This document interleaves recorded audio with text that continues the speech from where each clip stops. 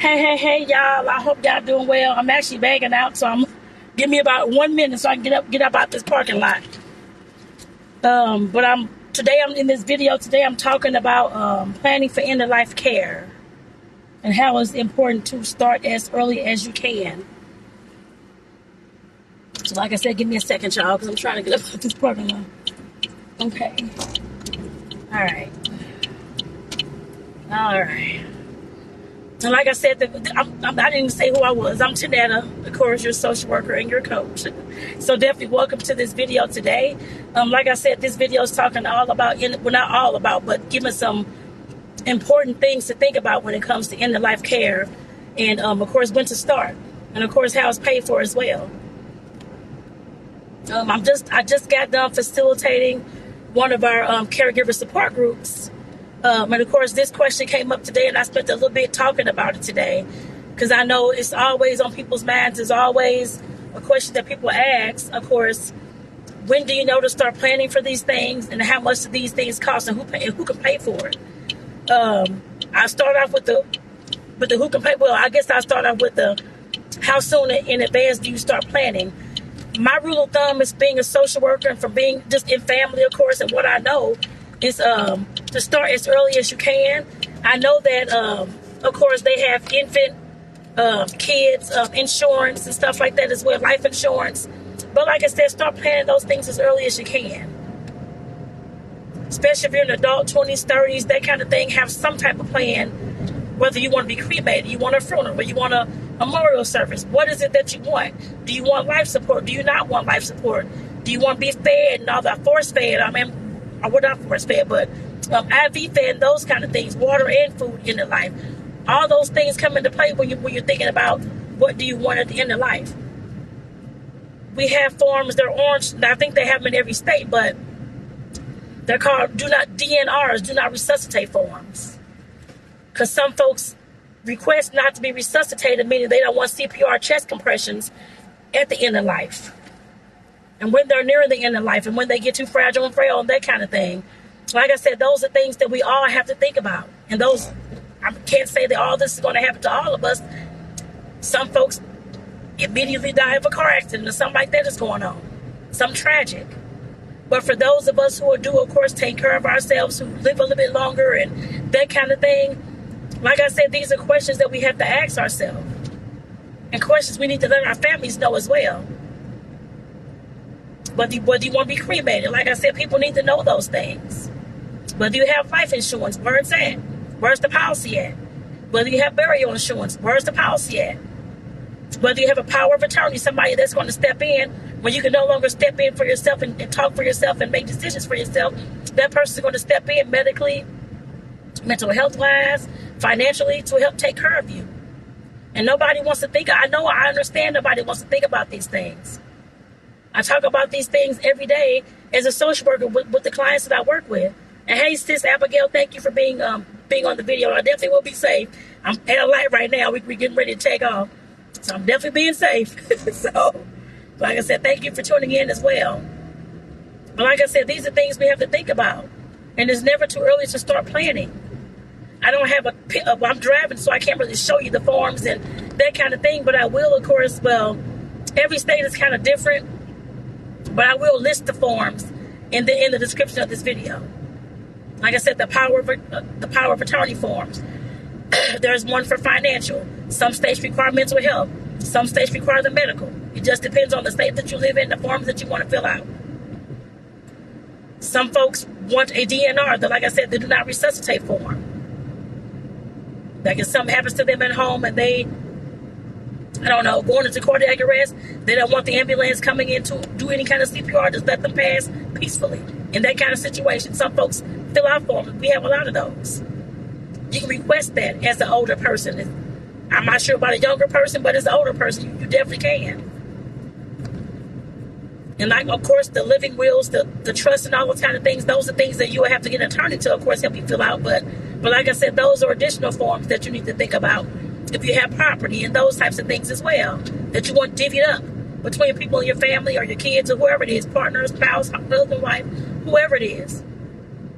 I can't tell you how many times, not just in my own family, but of course working as a social worker, how many times I've seen every time somebody dies, it always seems like there's a big fight and argument. Who gets what? Make sure, and I know I've said this in other videos, I'm going to keep saying it too. At some point, we have to get smarter, the people who live it. Before you die, make sure that you assign different things. Who's going to get the money? Who's going to get the house? We can't tell you how many times folks have fist fought over things like this. Folks have taken folks to court over stuff like this, sisters and brothers, over stuff like this. There's no reason why we should have to do these things. The probate court has taken houses and different things to, of course, divvy up to the family once it's sold. We shouldn't have to go through things like that as the living person or the person who's passed away. Make sure that you get your affairs in order, y'all.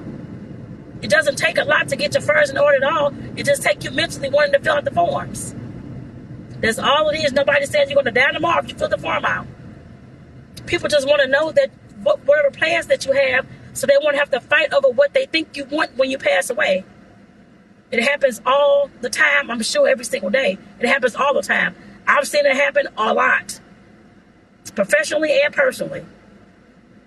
Like I said, we have to think about those things. Just because we don't want to talk about them and that kind of thing, I know that talking about death is scary. I know that. But we plan for birthdays, we plan for trips, we plan for weddings, we plan for all this stuff. You got to plan for your death too. It's the same exact thing. Who wants to be out here trying to figure out what you want when you die and you haven't told nobody nothing? You don't even have anything in order. Get the stuff in order, y'all. Like I said, if you need help or you need, like I said, I will put the forms that I know of. I know every state is kind of different, but they still have similar kind of forms. I will put all those forms in the description once I get back to the office, so that you all can know what those forms are.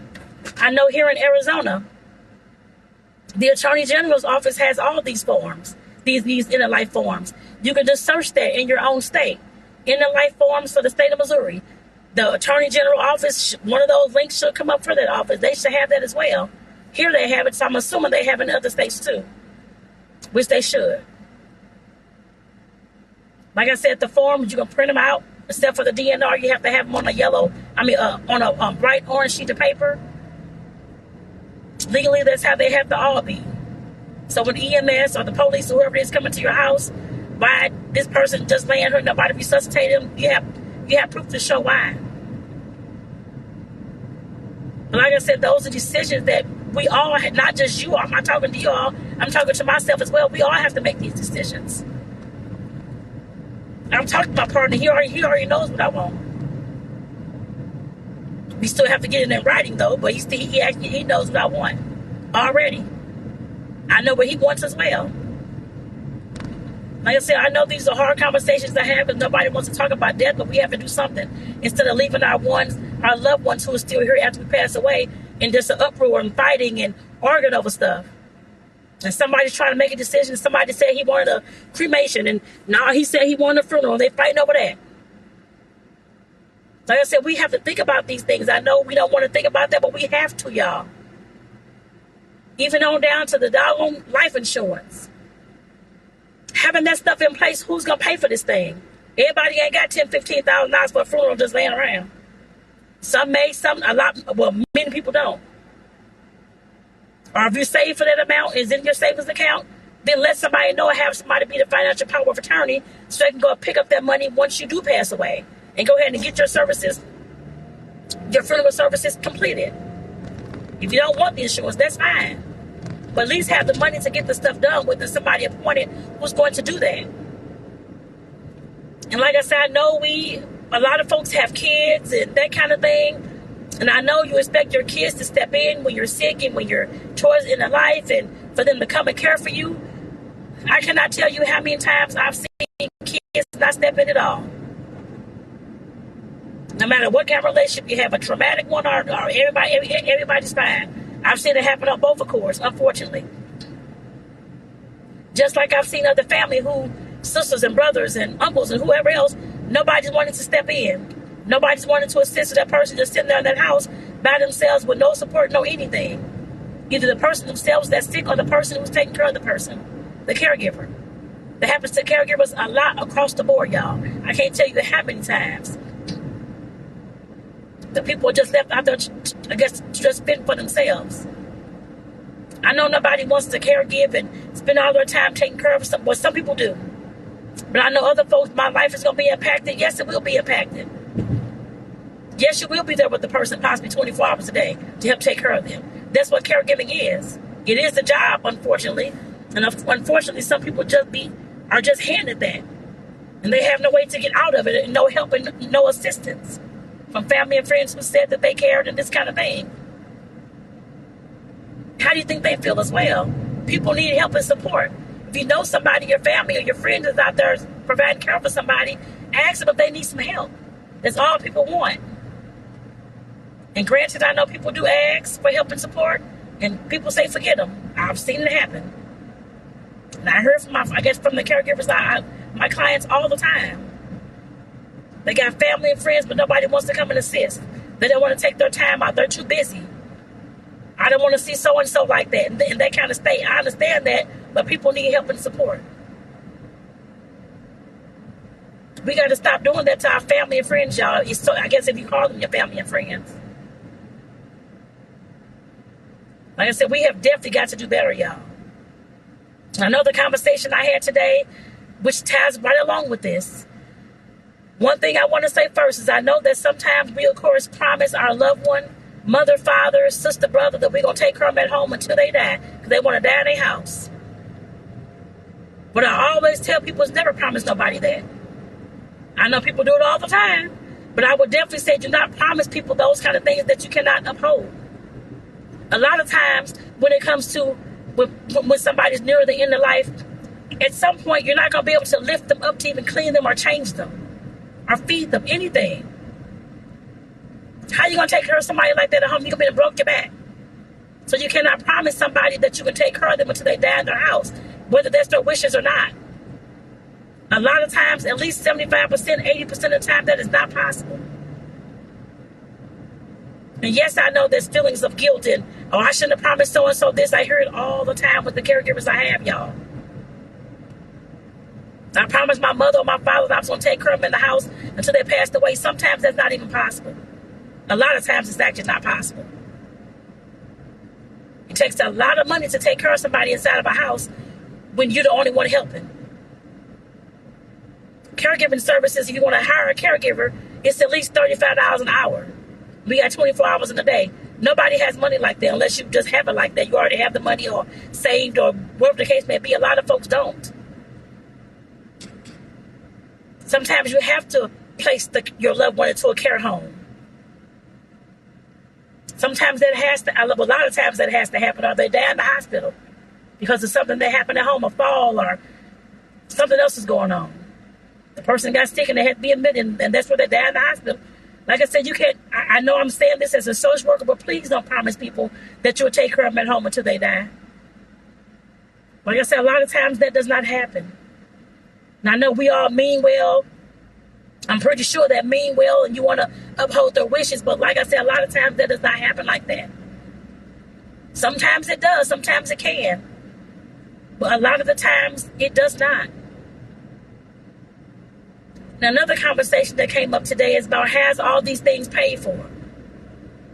Now, I know I've done videos about this, about the payment and different things, but like I said, I will keep doing these videos until people hear this information, I guess I put it that way. So feel free to share this video with somebody that you may know that may be a caregiver or somebody, just anybody in your family that may need to hear this information, who is scared to talk about death and haven't even made their own arrangements yet.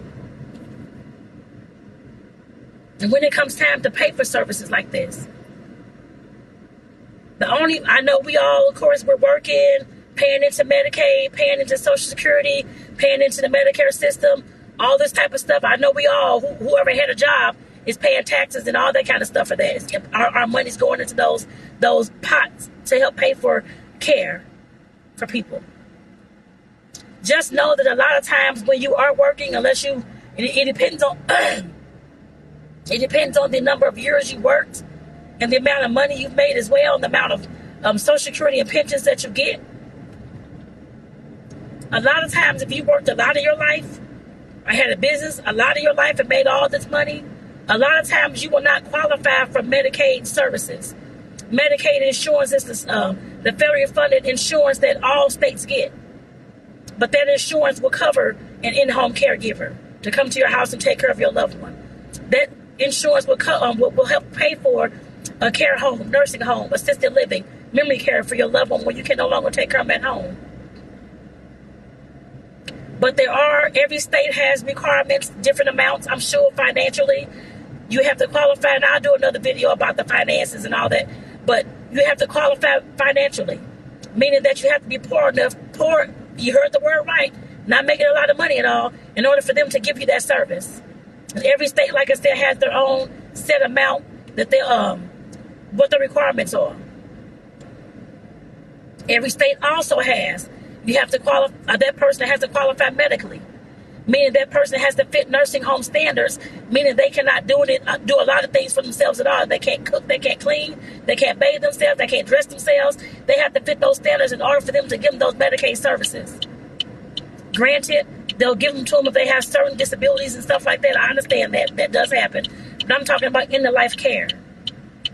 When it comes to long-term care, needing a care home, assisted living, all those types of in-home caregivers, and all those types of things. You have to qualify for those things through Medicaid and be poor enough, and the person has to be sick enough in order for them to pay for that. A lot of times. And when the person does not qualify for that Medicaid service, like I said, the state-sponsored insurance, the federally and state-sponsored insurances, you got to pay for that stuff yourself. Now, I know that's why a lot of folks don't, of course, place people into care homes and hire caregivers, because it's too much. A lot of folks are just making it paying their bills. They don't have $1,000 a week to pay for an in-home caregiver to come out a few days a week to provide care for their loved one. They don't have, here in Arizona, some of the cost of in-home caregivers can be up to $50, $60 an hour. Depends on what kind of care that person needs.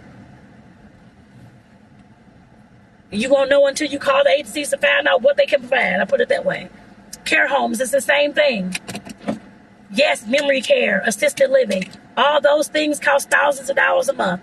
Here in Arizona, like I said, those prices are about $5,000 up to about $16,000 a month. Now, who got that kind of money? A lot of folks don't. Unless you are a millionaire, you already got money, you're doing this, you're doing that.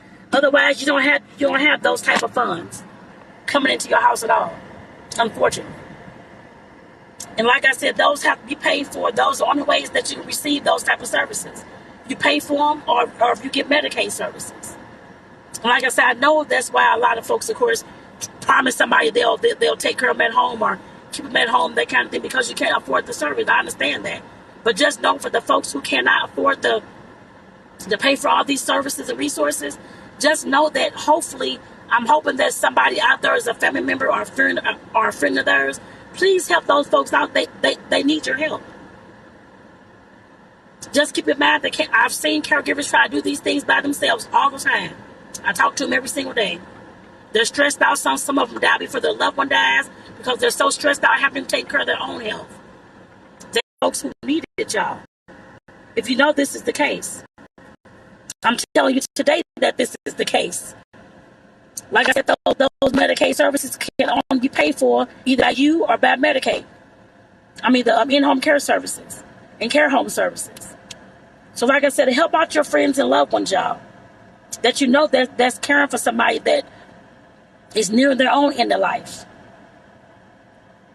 I understand that your life will be impacted. You can't do the things you want to do and that kind of thing. Neither can they. And neither can your loved one.